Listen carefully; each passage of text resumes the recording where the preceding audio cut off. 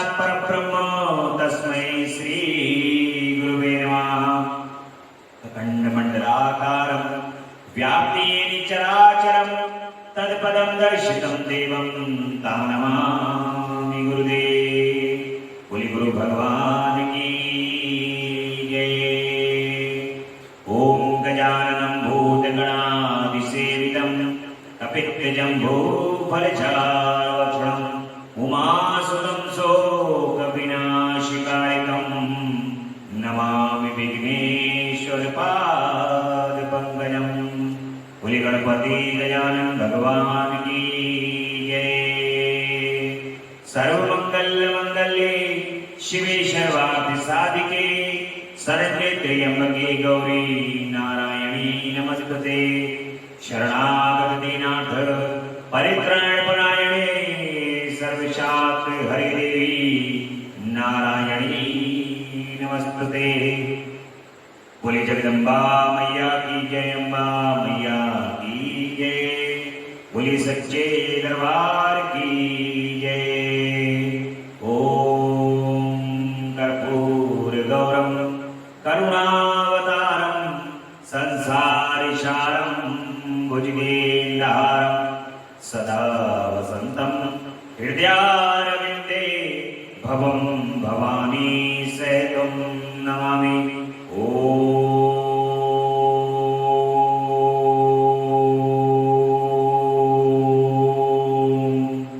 नमः शिवाय।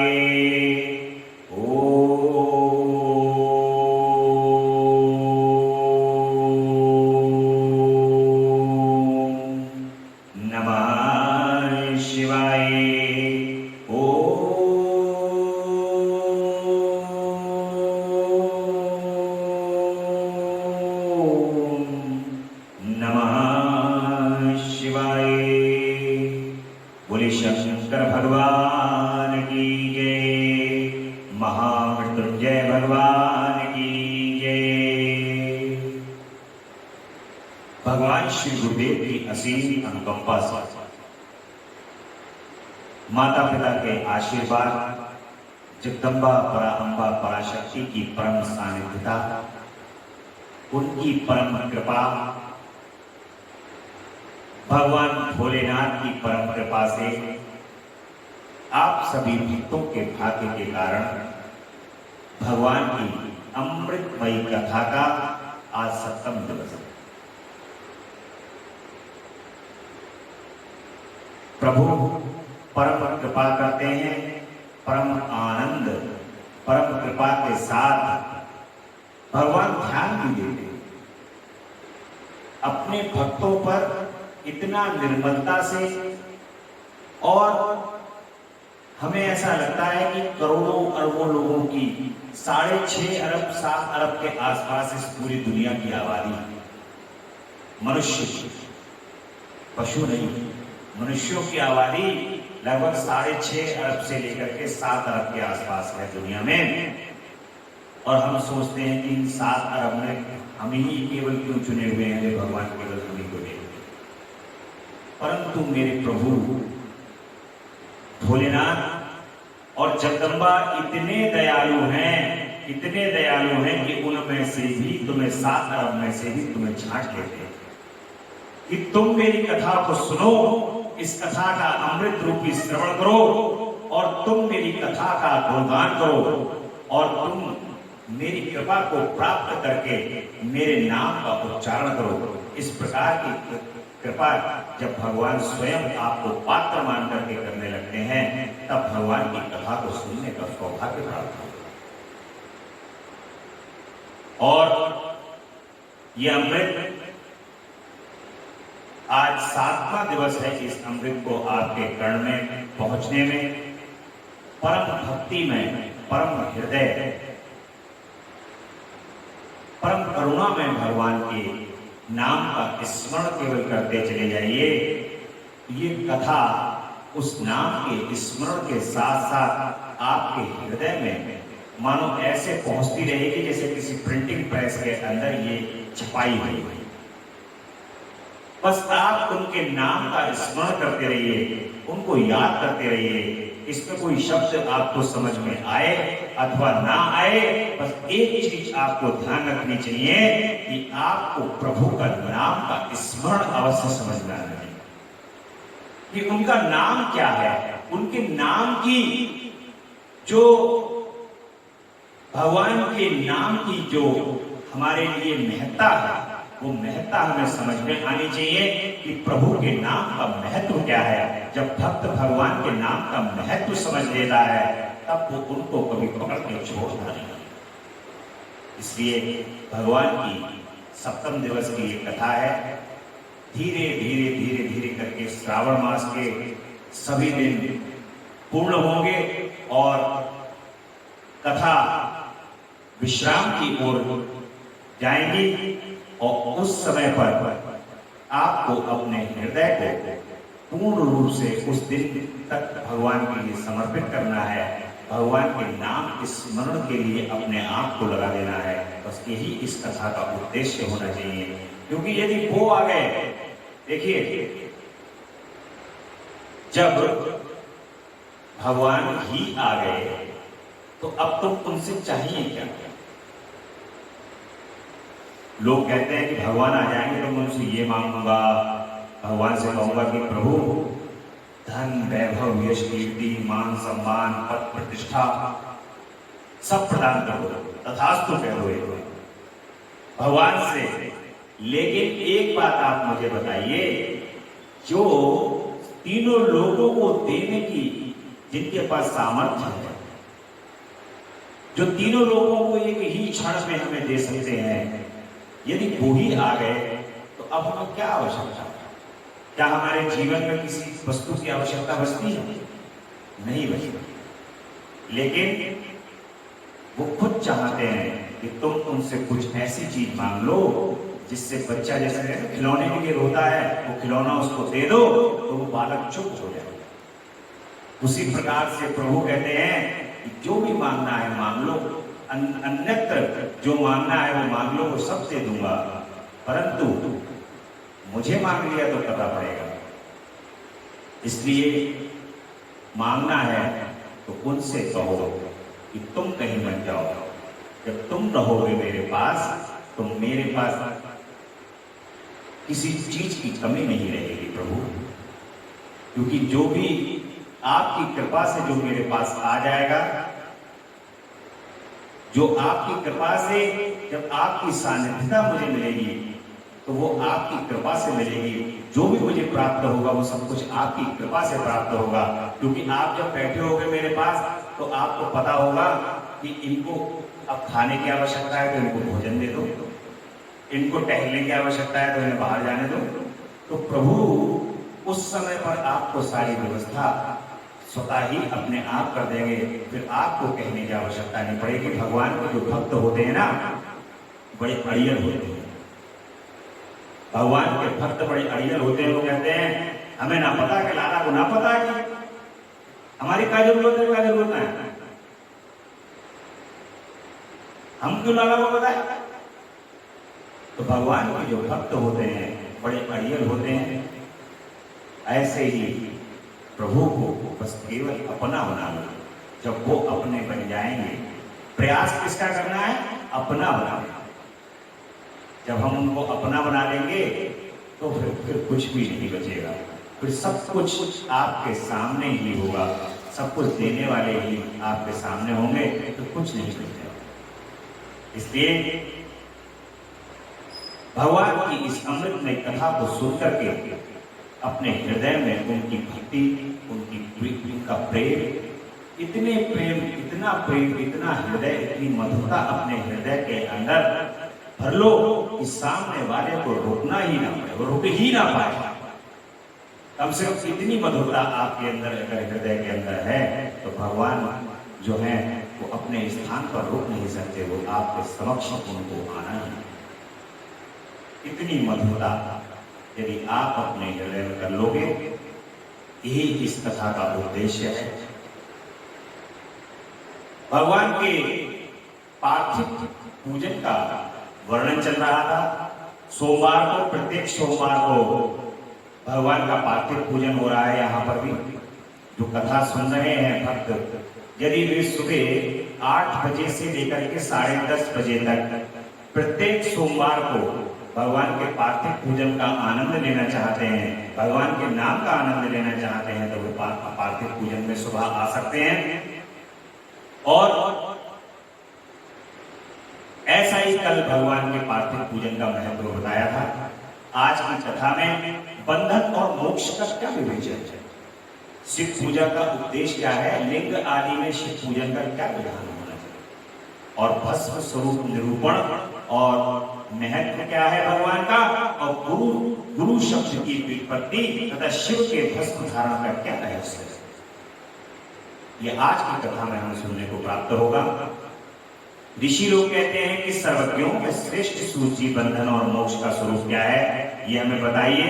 सूची कहते हैं कि मैं महर्षियों में बंधन और मोक्ष का स्वरूप तथा मोक्ष के उपाय का वर्णन करूंगा। मोक्ष क्या है? मोक्ष है कि अपने प्रभु के नाम का स्मरण, इतना नाम स्मरण करते करते करते करते करते करते आप उनके ही अंदर विलीन हो जाओ, यानी कि शिव तत्व हो जाओ, शिवत्व की प्राप्ति कर लो।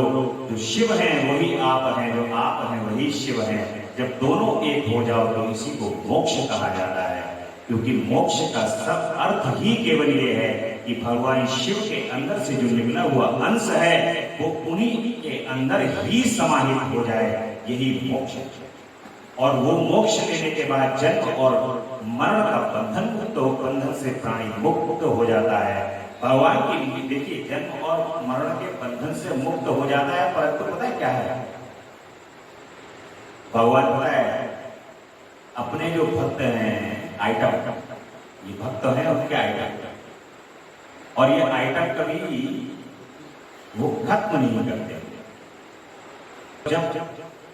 जब भी भगवान अपनी लीला करते हैं तो अपने ये जो भक्त हैं, जो इनके परम प्रिय भक्त हैं, इनको छोड़ते नहीं। तो जो इनमें विलीन हो गया, लीला करते समय उनको निकालते हैं और कहते हैं कि चलो अब लीला का समय हुआ है, आओ आनंद ले। तो परम आनंद दिलाते हैं। आपको देखो ये बात कहने में कोई भी जरा सी मैं बुरी नहीं समझता हूं, वो ये कि भगवान की कथा हो रही है, आनंद मिल रहा है, हम जो प्राणी लोग हैं यहाँ पर उस कथा का आनंद ले रहे हैं, ये भी भगवान की लीला है। भगवान की लीला के अंतर्गत ही उन्होंने आज्ञा की है कि तुम आनंद लो, वरना संसार में सबको यह आनंद प्राप्त नहीं हो रहा है। और ये लीला उनके अंश स्वरूप जो हमारी आत्मा है वो आनंद ले रही है, उनके नाम का स्मरण करके, उनकी कथा को सुन करके, तो वो परम मोक्ष है। और इसलिए भगवान के नाम का स्मरण करके मोक्ष की प्राप्ति होती है। उनके नाम को लेते लेते प्राणी शिवमय हो जाता है। तुम लोग आनंद पूर्वक सुनो, जो प्रकृति आदि 8 बंधनों में बंधा हुआ है वह जीव बद्ध कहलाता है, और जो उन 8 बंधनों से छूटा हुआ है उसे मुक्त कहते हैं। प्रकृति आदि को वश में कर लेना मोक्ष कहलाता है। बंधन आगंतुक है और मोक्ष स्वतः सिद्ध है। बद्ध जीव जब बंधन से मुक्त हो जाता है तब उसे मुक्त जीव कहा जाता है। प्रकृति, बुद्धि, त्रिगुणात्मक अहंकार और 5 तन्मात्राएं इन ज्ञानी पुरुषों के प्रकट माने गए हैं।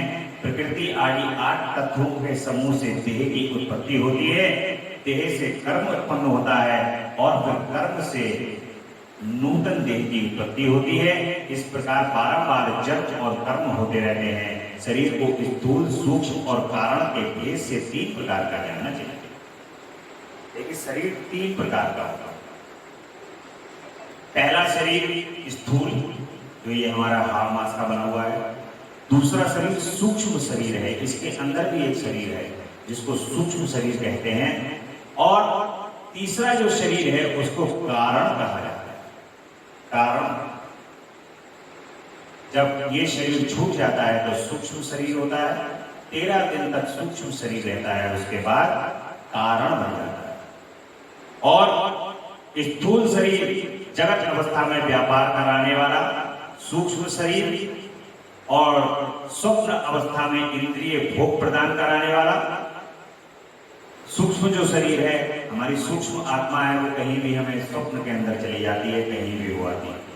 रात्रि में आपने स्वप्न देखा तो अमेरिका तक घूम आएगी, कभी इंद्रलोक के भी दर्शन कर आएगी। उसे कोई बंधन नहीं है कि वो कहीं जा सकती है या नहीं जा सकती। इसलिए जगत और जागृत और स्वप्न अवस्था में इंद्रिय भोग प्रदान करने वाले को कारण शरीर आनंद की अनुभूति कराने वाला कहा गया है। जो कारण है, जो तीसरा शरीर है, उसको आनंद की अनुभूति कराने वाला कहा गया है। जीव को उसके प्रारब्ध कर्मानुसार सुख और दुख प्राप्त होता है। वह अपने पुण्य कर्मों के फलस्वरूप सुख और पाप कर्मों के फलस्वरूप दुख का उपभोग करता है।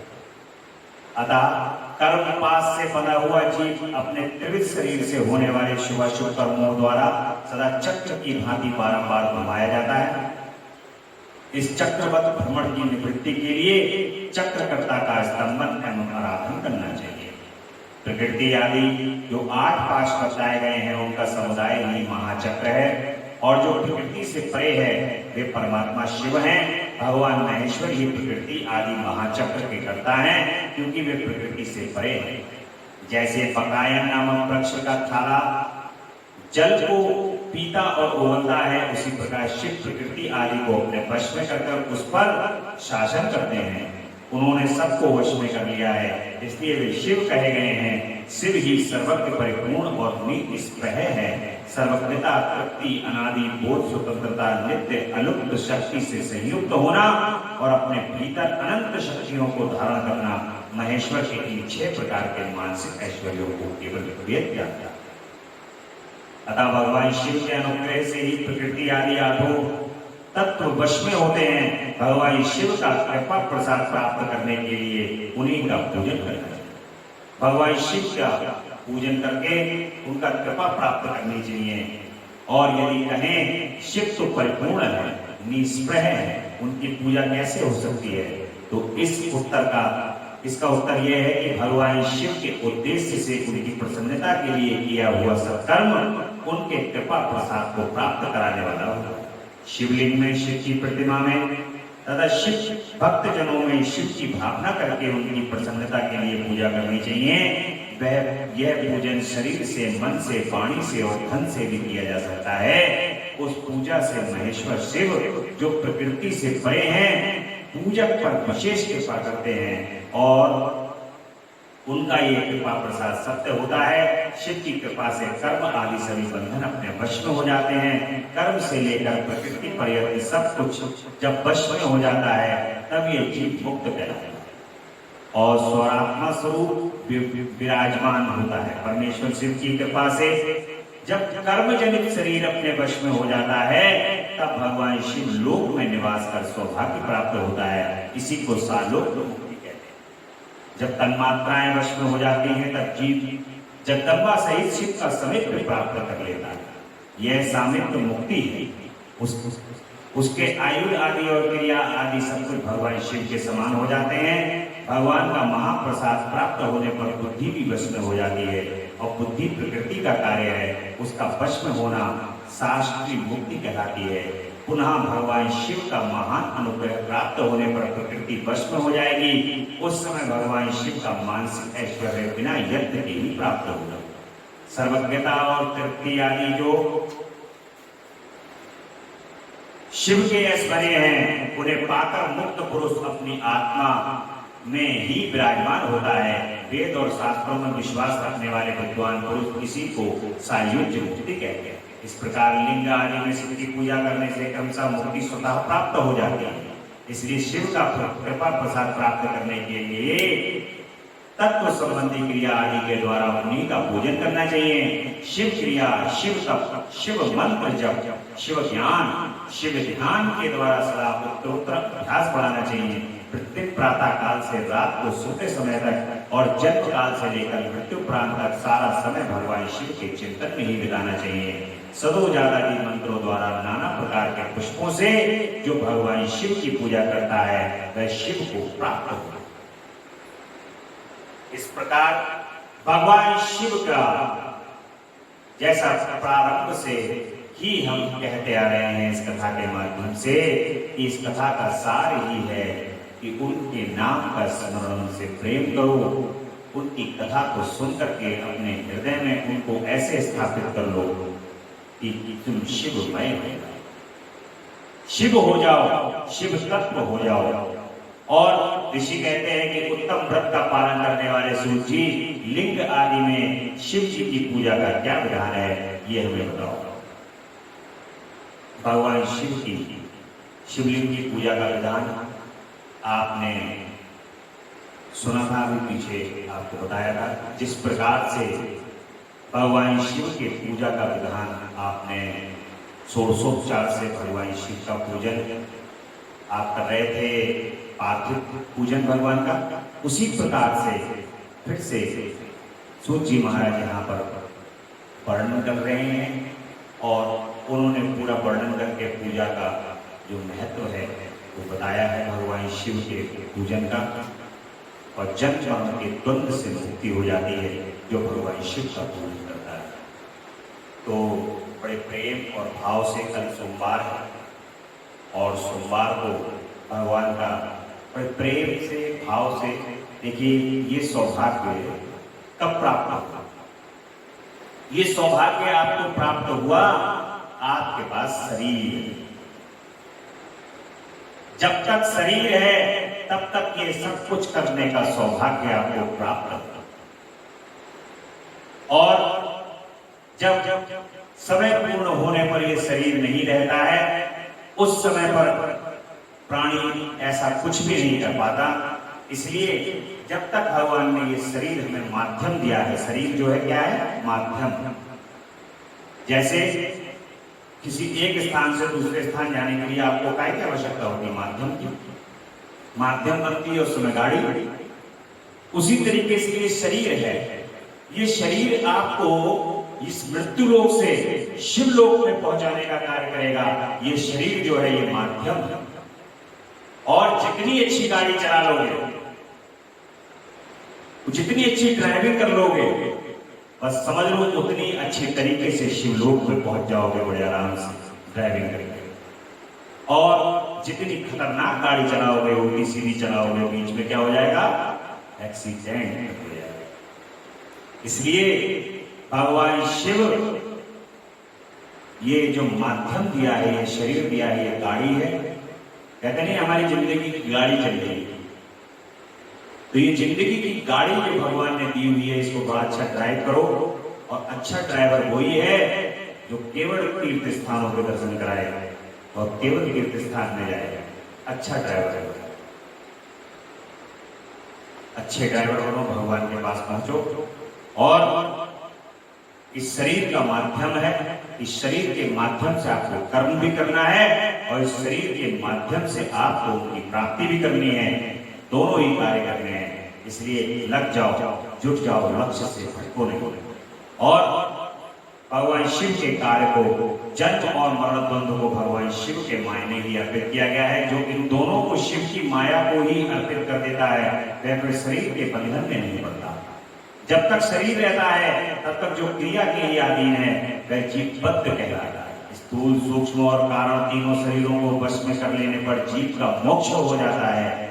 ये तीनों शरीरों को अपने वश में करके जीव का क्या हो जाता है, मोक्ष की प्राप्ति हो जाती है। यही मोक्ष है। और मोक्ष क्या है, मोक्ष है बड़ा सरल रास्ता है। वेदों में, हमारे पुराणों में, उपनिषदों में, शास्त्रों में योग माध्यम बताया गया है। भक्ति, कीर्तन बड़ा सरल माध्यम है। प्रेम, जो प्रेम करता है वो मोक्ष को प्राप्त बड़ी जल्दी करेगा। इसलिए भगवान के श्री चरण से प्रेम करो, उनसे प्रीति करो, तो बड़ी सरलता से भगवान की मोक्ष की प्राप्ति होगी। पार्थिव लिंग के निर्माण की रीति और वेद तंत्रों द्वारा उनके पूजन की विस्तृत और संक्षिप्त विधि का वर्णन यहाँ पर किया गया है। कुछ थोड़ा सा सूक्ष्म रूप से मैं बताऊंगा, उसके बाद पार्थिव पूजा की महिमा ये आपको कल सुनने के लिए मिलेगी। कल आपको सोमवार का दिन है और भगवान के भस्म धारण की विधि इस प्रकार से है। ये आपको कल की कथा में सुनने को मिलेगा। आज थोड़ी व्यस्तता के कारण अगर आप तीर्थ से वापसी के कारण से वृंदावन धाम से आने के कारण जो है आज की कथा थोड़ी सी सूक्ष्म कथा आपको सुनाई जा रही है। परंतु कल की कथा में, कल सोमवार का दिन होगा, भक्त लोग अपना समय निकाल करके भगवान की कथा को अच्छे से सुने, ध्यान पूर्वक। देखिए, जब व्रत होता है, जिस दिन व्रत है और सोमवार का दिन है, बड़ा अच्छा दिन है, उस दिन भगवान की कथा को बैठ करके प्रसन्नता पूर्वक सुनते रहो, आनंद लेते रहो। ये परम आनंद होता है, क्योंकि ये भी एक अलग ही आनंद है। और तदंतर पार्थिव लिंग की श्रेष्ठता तथा महिमा का वर्णन करके सूर्य जी कहते हैं कि अब मैं तुम्हें वैदिक कर्म के प्रति श्रद्धा भक्ति रखने वाले लोगों के लिए वेदोक्त मार्ग से ही पार्थिव पूजा की पद्धति का वर्णन करता हूं। यह पूजा भोग और मोक्ष दोनों को देने वाली, जिनको भोग भोगना है इस पृथ्वी पर, अच्छा भोगना है, वे भी पार्थिव पूजन करें, और जिनको मोक्ष प्राप्त करना है वे भी पार्थिव पूजन करें। आहिक सूत्रों में बताई हुई विधि के अनुसार विधि पूर्वक स्नान और संध्योपासना करके पहले ब्रह्म यज्ञ करें, तत्पश्चात देवताओं, ऋषियों, संकादी मनुष्यों और पितरों का तर्पण करें। अपनी रुचि के अनुसार संपूर्ण नित्य कर्मों को संपूर्ण करके सिर्फ स्मरण पूर्वक भस्म तथा रुद्राक्ष को धारण करें। तत्पश्चात संपूर्ण मनोवांछित फल की सिद्धि के लिए ऊंची भक्ति भावना के साथ उत्तम पार्थिव लिंग की वेदोक्त विधि से भलीभांति पूजा करें। नदी या तालाब के किनारे, पर्वत पर, वन में, शिवालय में अथवा और किसी पवित्र स्थान में पार्थिव पूजा करने का विधान है। ब्राह्मणों शुद्ध स्थान से निकाली हुई मिट्टी को यज्ञ पूर्वक लाकर बड़ी सावधानी के साथ शिवलिंग का निर्माण करें। ब्राह्मण के लिए श्वेत, क्षत्रिय के लिए लाल और वैश्य के लिए पीली और शूद्र के लिए काली मिट्टी से शिवलिंग बनाने का विधान है। अथवा जहां जो मिट्टी मिल जाए उसी से शिवलिंग बना दो। अगर शिवलिंग बनाने के लिए यत्न पूर्वक मिट्टी का संग्रह करके उस सुख मुक्तिकारक अत्यंत शुद्ध स्थान में उसे रखें, फिर उसकी शुद्धि के लिए जल से सान कर पिंडी बना लें और वेदोक्त मार्ग से धीरे धीरे सुंदर पार्थिव लिंग की रचना करें। तत्पश्चात भोग और मोक्ष रूपी फल की प्राप्ति के लिए भक्ति पूर्वक उसका पूजन करें। उस पार्थिव लिंग के पूजन की जो विधि है उसे मैं विधान पूर्वक बता रहा हूं, तुम सब लोग सुनो। ओम नमः शिवाय, ओम नमः शिवाय। इस मंत्र का उच्चारण करते हुए समस्त पूजन सामग्री का प्रोक्षण करना चाहिए, उस पर जल छिड़क देना चाहिए। इसके बाद भूर्स इत्यादि मंत्र से क्षेत्र सिद्धि करें। फिर आप इस मंत्र से जल का संस्कार करें। इसके बाद नमस्ते रुद्रा, नमस्ते रुद्रा, नमस्ते रुद्रा मंत्र से स्फटिका बंध, स्फटिक शिला का घेरा बनाने की बात कही गई है। नमः शंभवाय इस मंत्र से क्षेत्र शुद्धि और पंच मात्रका का प्रोक्षण करना चाहिए। तत्पश्चात शिव भक्त पुरुष नमः पूर्वक नीलगिरिवाय मंत्र से शिवलिंग की उत्तम प्रतिष्ठा करें। इसके बाद वैदिक रीति से पूजन कर्म कराने वाला उपासक भक्ति पूर्वक ऐगते रुद्राक्षं इस मंत्र से रमणीय आसन दें और इस मंत्र से आवाहन करें। मातोहम महांतम ओम याते रुद्राय। इस मंत्र से भगवान शिव को आसन पर समासीन करना चाहिए। इस मंत्र से शिव के अंगों का न्यास करना चाहिए। भगवान के लिए प्रेम पूर्वक अधिवासन करना चाहिए और शिवलिंग में इष्ट देवता शिव का न्यास करना चाहिए। और भगवान शिव का नाना प्रकार से यहाँ पर पूजन बताया गया है, मंत्रों को बताया गया है। उन मंत्रों का जाप करते हुए भगवान का पूजन पार्थिव लिंग में करते रहना चाहिए और मंत्र द्वारा विद्वान उपासक भगवान शंकर की पूजा करें। वह भ्रम छोड़कर उत्तम भाव शक्ति से शिव की आराधना करें, क्योंकि भगवान शिव भक्ति से ही मनोवांछित फल को प्रदान करते हैं। ब्राह्मणों जो वैदिक विधि से पूजन का क्रम बताया गया है, इसका पूर्ण रूप से आदर करता हुआ मैं पूजा की एक दूसरी विधि भी बता रहा हूं, जो उत्तम होने के साथ ही सर्वसाधारण के लिए उपयोगी होगी। मुनिवरों, पार्थिव लिंग की पूजा भगवान शिव के नामों से बताई गई है। वह पूजा संपूर्ण अभिष्टों को देने वाली है। मैं उसे बताता हूं, सुनो। हर, महेश्वर, शंभु, शूलपाणी, पिनाक,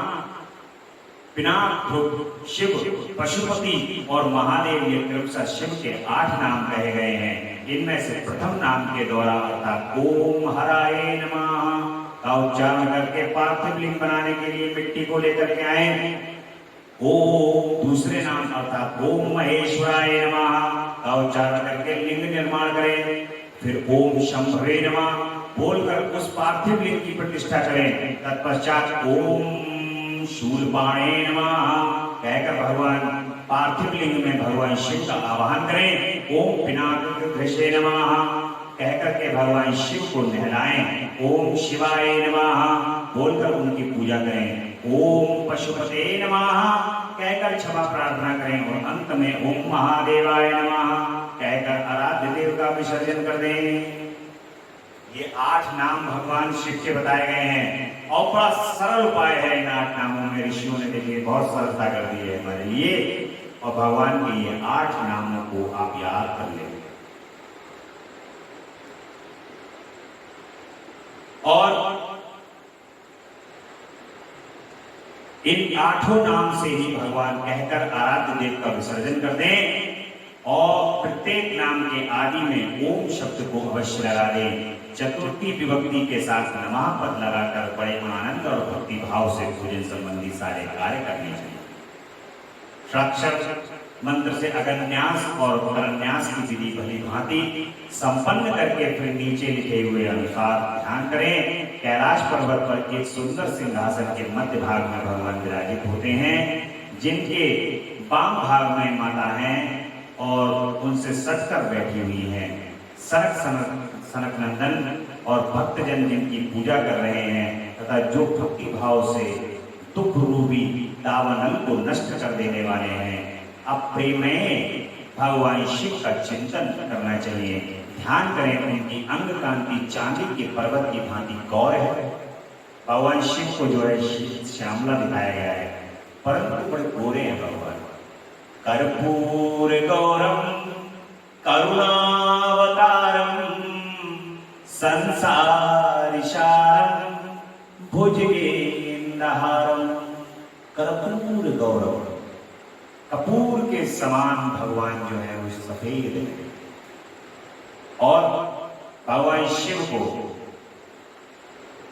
लोग जो हैं वो काला नीला भांति भांति से दिखा देते हैं, लेकिन इतने सुंदर हैं भगवान शिव, इतने सुंदर हैं कि उनको देख करके, भगवान शिव को देख करके देवता लोग जब उनके दर्शन करते हैं तो उनकी आंखें चौंधिया जाती हैं।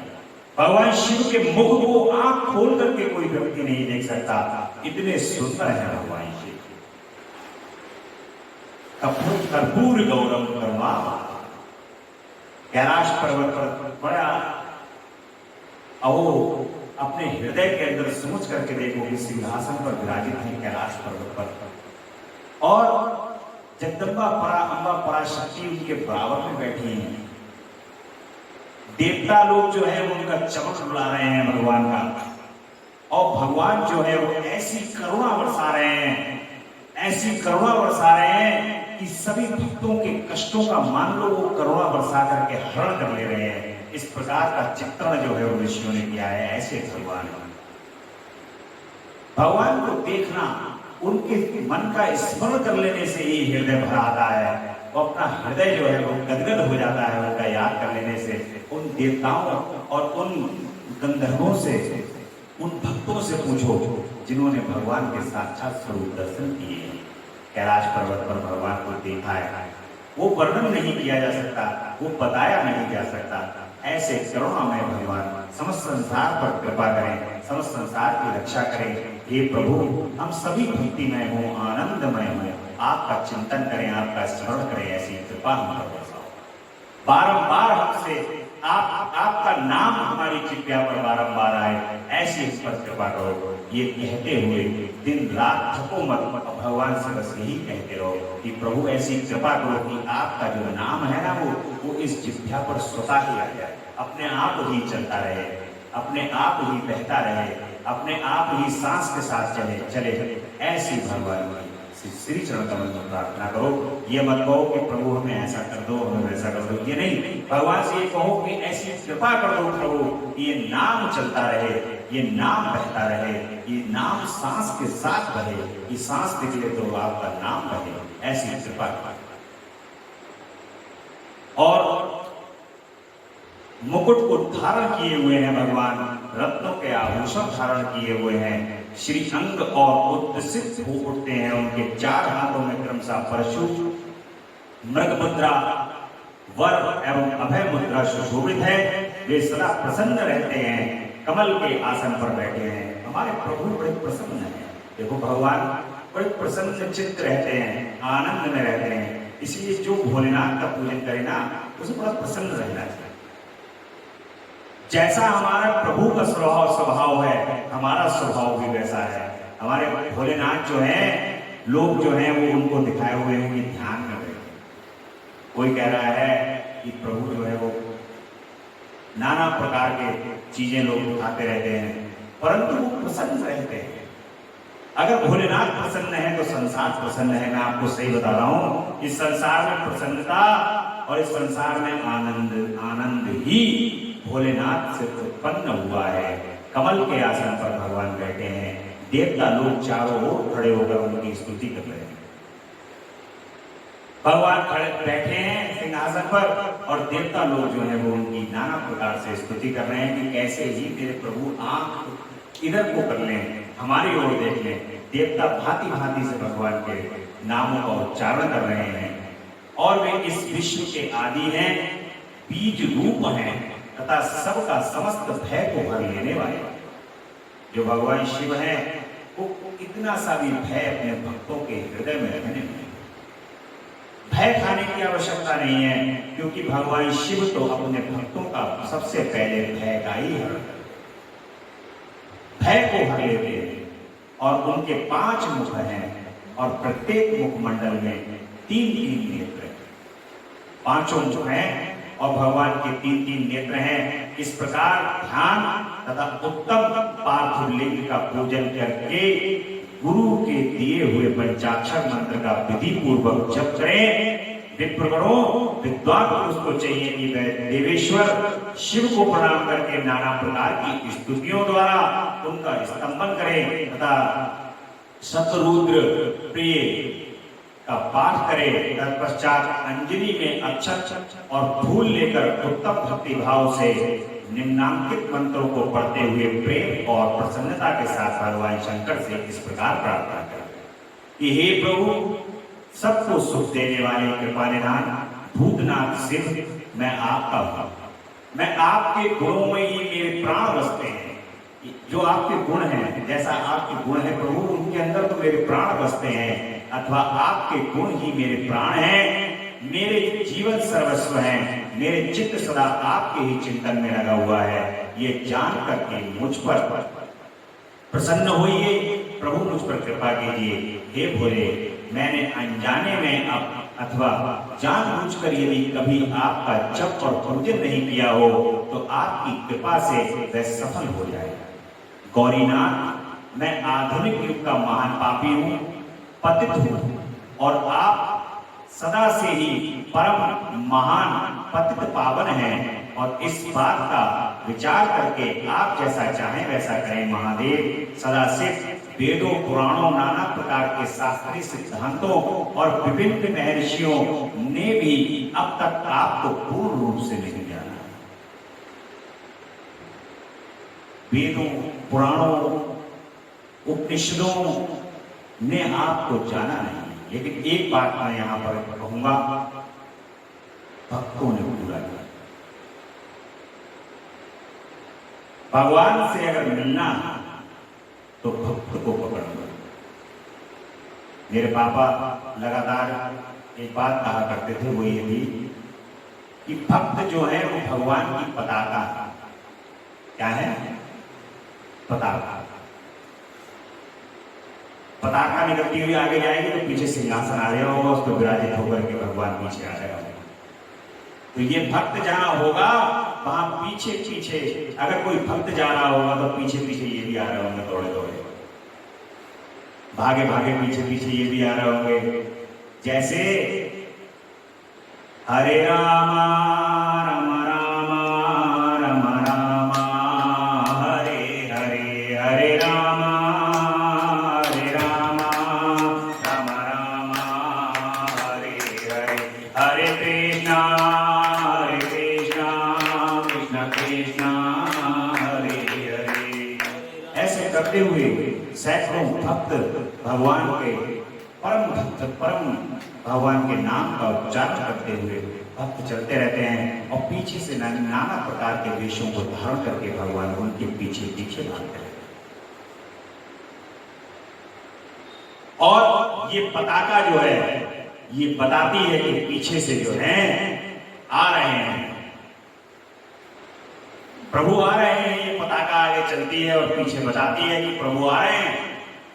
और इसलिए भक्त को पकड़ लो तो भगवान की बगैर मेहनत करे हुए भगवान प्राप्त हो जाएंगे। मैं सही झूठ नहीं कह रहा हूं, ये बात 100% सत्य है, कोई कहीं भी लिखवा ले। वेद और शास्त्र, योग और क्रियाएं ये अपनी जगह पर सिद्ध है, मैं इन पर कुछ नहीं कहना चाहता, परंतु भगवान के भक्त 100% सिद्ध हैं, ये मैं इसकी गारंटी दूं कि भगवान 100% अपने भक्तों के पीछे रहते हैं। जो भक्त की सानिध्यता पकड़ लेता है भगवान उसको स्वतः ही प्राप्त होगा, क्योंकि उनको समय तक पता होता है कि आने वाले, और जो समय पता होता है उस समय पर प्रभु आते हैं और अपनी कृपा और अपनी लीला कर करके दिखा करके चले जाते हैं। और जो सौभाग्यशाली होते हैं उनके पीछे लगे हुए होते हैं, भगवान उस लीला को देख करके, भगवान की लीला को देख करके वे भी धन्य हो जाए। जैसे एक दीवा जलाओ, उससे दूसरा दीवा जलाओ, तीसरा दीवा जलाओ, एक भक्त पैदा हो, एक भक्त दूसरे भक्त को पैदा करेगा, वो तीसरे को पैदा करेगा, और भगवान की लीला को जो देखता हुआ चला जाएगा, उनकी लीला को सामने से जो देखेगा, उससे माया का पर्दा हट जाएगा। जैसी माया का पर्दा हटेगा वैसे वो अपने प्रभु की भक्ति में लीन होगा। इस प्रकार से प्रार्थना करके भगवान से,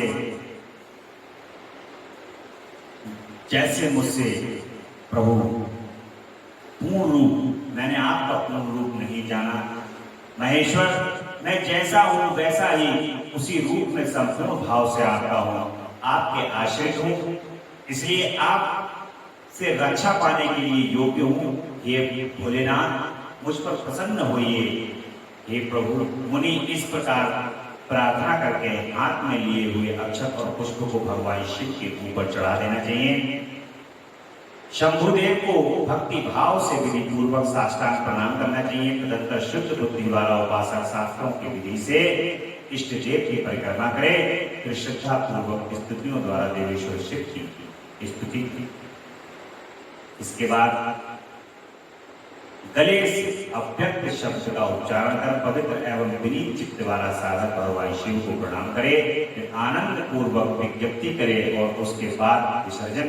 मुनिवरों इस प्रकार विधि पूर्वक पाठ की पूजा बताई गई। बोले शंकर भगवान की जय। ओम हर हर हर हर महादेव, हर हर हर हर महादेव। कल की कथा में पार्थिव पूजन का महिमा बताई जाएगी और शिव नैवेद्य के भक्षण के विषय में निर्णय और बिल्व पत्र का महत्व बताया जाएगा। कल सोमवार का दिन है, ये आपको महत्व, बेलपत्री का महत्व बताया जाएगा। और भगवान शिव के नाम का बड़े प्रेम से उच्चारण करते हुए आज की कथा को ही विश्राम दिया जाएगा। कल पुनः भगवान की सुबह 8 बजे से भद्रक भगवान का रुद्राभिषेक होगा और उसके बाद शाम को भगवान की कथा प्रारंभ होगी। तेरा पल पल बीता जाए मुझसे जप ले नमः शिवाय ओम नमः शिवाय ओम नमः शिवाय ओम नमः शिवाय ओम नमः शिवाय नमः शिवाय नमः शिवाय नमः शिवाय नमः शिवाय नमः शिवाय नमः शिवाय नमः शिवाय। मुसाफिरी जब पूरी होगी चलने की मजबूरी होगी, मुसाफिरी जब पूरी होगी चलने की मजबूरी होगी, अवसर खाली न जाए जप ले नमः शिवाय, तेरा अवसर खाली न जाए उसे जप ले नमः शिवाय ओम नमः शिवाय ओम नमः शिवाय ओम शिवाय नमः शिवाय नमः शिवाय नमः शिवाय नमः शिवाय नमः शिवाय नमः शिवाय नमः शिवाय। पल पल बीता जाए मुझसे जप ले नमः शिवाय, तेरा पल पल बीता जाए मुझसे जप ले नमः शिवाय ओम नमः शिवाय ओम नमः शिवाय ओम शिवाय ओम नमः शिवाय। बोले शंकर भगवान की जय, महामृत्युंजय भगवान की जय। ओम हर हर हर महादेव, हर हर हर महादेव, हर हर हर हर महादेव। शिव शंभो कैलाशपति जगदम्बा